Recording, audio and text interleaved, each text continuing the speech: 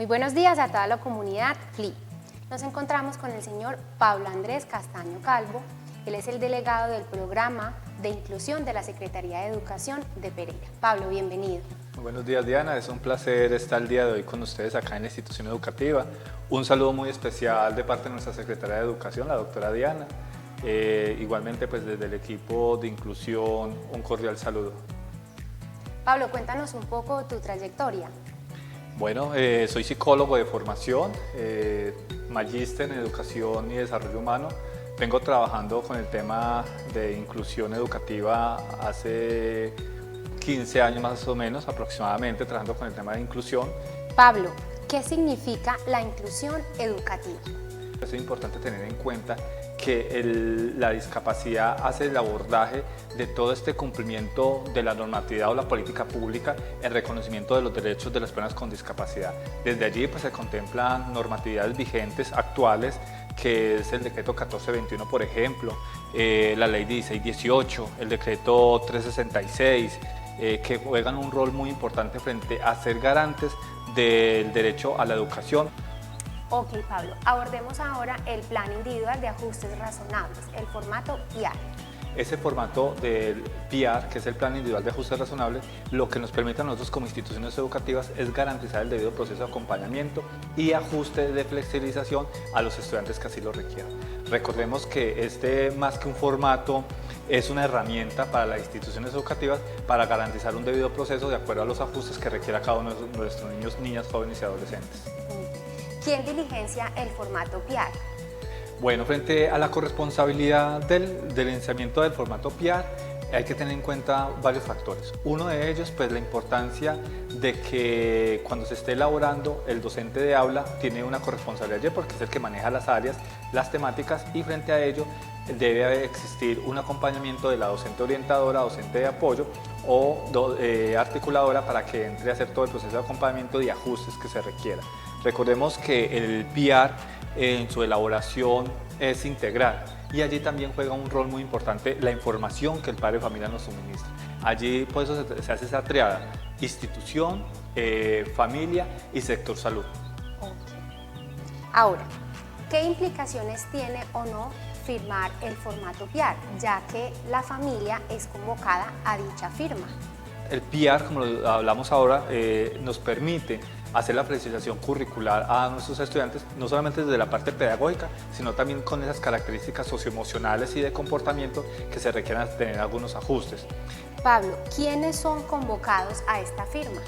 Bueno, hay que tener en cuenta que frente a el Ministerio de Educación Nacional contempla dos situaciones. Uno es el formato PIAR como tal, que es donde nosotros hacemos el acompañamiento pedagógico, hacemos los ajustes, y dentro de este formato PIAR que viene una estructura del anexo 1, que es toda la información del estudiante, todos los datos generales de ley, un formato 2, que es la estructura del PIAR desde la parte pedagógica, y un tercer elemento que es el acta de acuerdo. El acta de acuerdo se vuelve fundamental allí porque es la corresponsabilidad que asume el padre de familia frente al proceso de acompañamiento. Allí se contemplan precisamente qué vamos a hacer como institución educativa, qué vamos a hacer como Secretaría de Educación para hacer ese proceso de acompañamiento y garantizar las trayectorias de nuestros estudiantes. Pero cuál va a ser la corresponsabilidad del padre de familia. Aquí es muy importante que nuestros padres de familia comprendan de la importancia de mantener actualizada la información a la institución educativa de lo que la institución requiera. Por eso allí dentro del decreto se contempla las obligaciones de la familia, porque juega un rol muy importante. Muy bien, respecto a este acta de acuerdo, ¿qué tipo de compromisos puede incluir este acta de acuerdo? Bueno, uno de los compromisos que debemos de tener presente dentro del acta de acuerdo, uno se contempla la institución que asume. ¿Cuál es el reto de la institución educativa? Generar espacios realmente pedagógicos, diversos y ajustes para que el estudiante pueda adquirir el conocimiento que se requiere, ¿sí? Allí estamos hablando que de acuerdo a cada una de estas necesidades que tienen nuestros estudiantes, nosotros hacemos una propuesta pedagógica o desde la parte socioemocional para entrar a ese acompañamiento. Lo segundo es que se contemplan todos aquellos aspectos, Diana, dentro de la corresponsabilidad del padre de familia. Uno, por ejemplo, es mantener actualizada la matrícula. Dos, atender las necesidades de la institución educativa en cuanto a reuniones, citas médicas, aportar diagnósticos en algún momento, tratamientos médicos. Ahora hagamos el abordaje sobre la plataforma CIMAT. ¿Qué incluye y qué significa el CIMAT? Bueno, es importante que todos nuestros estudiantes a nivel Colombia, el Ministerio hace un seguimiento importante de la matrícula. Esa es la matrícula del CIMAT, es el sistema integrado de matrícula que nos permite tener registrado cuántos estudiantes tenemos a nivel nacional en las instituciones educativas y en dónde los tenemos. Cada institución educativa nos hace el reporte del número de estudiantes que tenemos reportados, pero allí también es importante que tengamos claridad sobre algo. El CIMAT tiene una estructura, ¿sí? Si bien todos nuestros estudiantes estamos allí cuando estamos en el tema académico, cuando tenemos todo ese proceso de acompañamiento, hay que tener la diferencia de que los estudiantes con discapacidad, con trastornos, con talentos, que tienen alguna condición de enfermedad, hay unas categorías que las registramos. Muy bien, Pablo.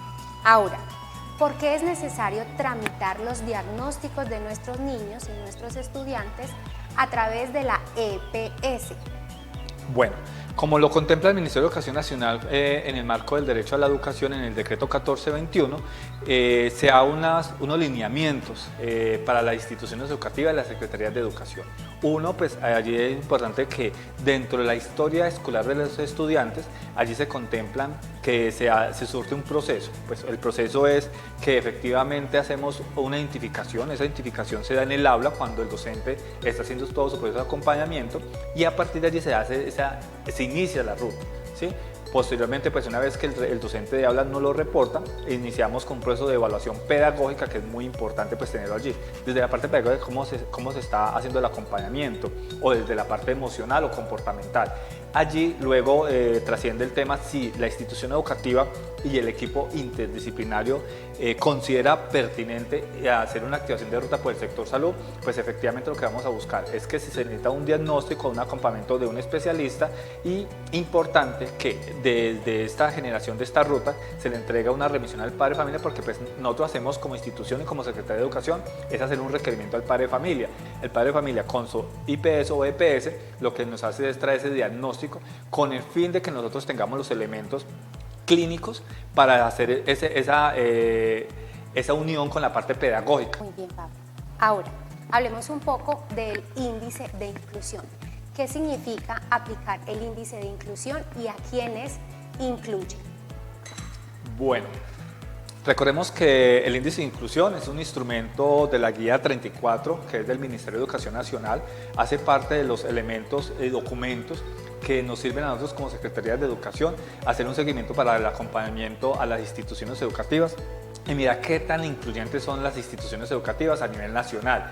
El índice de inclusión como tal, pues es un elemento que contempla varios aspectos. Uno, pues esa percepción que tienen los padres de familia frente al acompañamiento, Diana, que hace a sus estudiantes, ¿sí? Dos, el docente de aula también, pues, cuál es su acompañamiento y su responsabilidad o corresponsabilidad que tienen dentro de la institución educativa. Y tres, también el conocimiento que deben de tener la parte administrativa. Recordemos que cuando hablamos en el sector educativo sobre las corresponsabilidades, acá juega un rol muy importante cada uno de los actores. Desde la persona que nos está prestando la seguridad en la parte externa de la institución educativa, como nuestras personas de servicios generales, servicios de restaurante, ¿sí? Como nuestros docentes orientadores, docentes de aula, coordinadores, rectores o rectoras. Quiero agradecerte en nombre de la Fundación Liceo Inglés el acompañamiento y la asesoría que nos estás brindando frente a este lenguaje de la inclusión y este camino que estamos construyendo en la Fundación.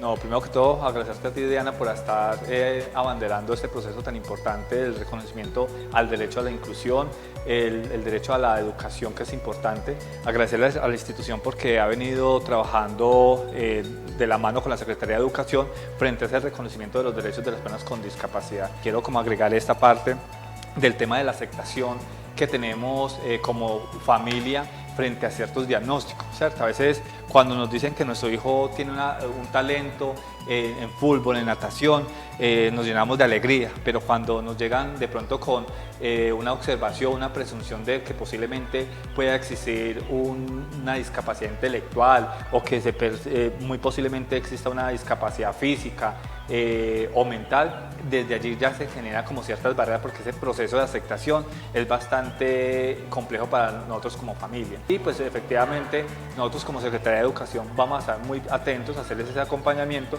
de manera efectiva en aras de garantizar el derecho a la educación. Muchísimas gracias. Gracias. En la Fundación Liceo Inglés estamos camino a la inclusión.